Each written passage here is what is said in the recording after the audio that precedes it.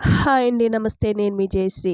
ఈరోజు చపాతీకి కాంబినేషన్‌గా పెసరపప్పుతో, మసాలాలతో చాలా రుచికరంగా తయారు చేసే ఒక కర్రీని తయారు చేసి చూపించబోతున్నాను. ముందుగా నాకొక లైక్ చేయండి. కొత్తగా చూసేవారైతే లైక్ చేసి సబ్స్క్రైబ్ చేసుకోండి. ఒక గ్లాస్ పెసరపప్పు తీసుకుంటున్నాను. ఇది శుభ్రంగా కడిగి 5 నిమిషాల ముందు నానబెట్టి పక్కన పెట్టుకోవాలి. ఇప్పుడు కళాయిలో 2 టేబుల్ స్పూన్ల ఆయిల్ వేసుకున్నాను. 1 స్పూన్ జీలకర్ర, అర స్పూన్ ఆవాలు వేసుకోవాలి. ఇప్పుడు వెల్లుల్లి రెబ్బలు పై పొట్టు తీసి వేసుకోండి.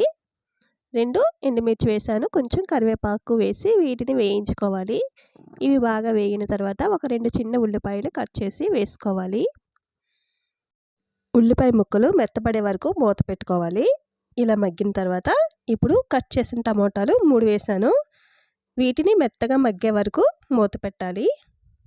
టమోటా ముక్కలు మెత్తబడిన తర్వాత తగినంత సాల్టు, కొంచెం పసుపు వేసుకొని వీటిని కాసేపు మెత్తగా ఉడకనివ్వాలి. కాసేపు మగ్గిన తర్వాత మూత తీస్తున్నాను. ఇవి చక్కగా మెత్తగా ఉడికిపోయాయి కదా! ఇప్పుడు మనం కడిగి పెట్టుకున్న పెసరపప్పుని వేసేసుకుందాం. ఇది కొంచెం వేగనివ్వాలి ఆయిల్‌లో. ఇలా వేగిన తర్వాత కాసేపు మూత పెట్టుకుందాం. ఒక 5 నిమిషాలు వేగిన తర్వాత మూత తీస్తున్నాను. ఇలా వేగిన తర్వాత మీ రుచికి తగినంత కారం వేసుకోండి. నేను ఇక్కడ 2 స్పూన్లు వేశాను. 1 స్పూన్ గరం మసాలా వేశాను.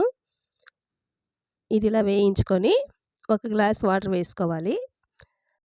పప్పు పూర్తిగా ఉడికించుకోకూడదు. 70% ఉడికించుకుంటే బాగుంటుంది. ఈ రుచి చాలా బాగుంటుంది. మసాలాలు అవి పట్టిస్తాం కదా పప్పుకి.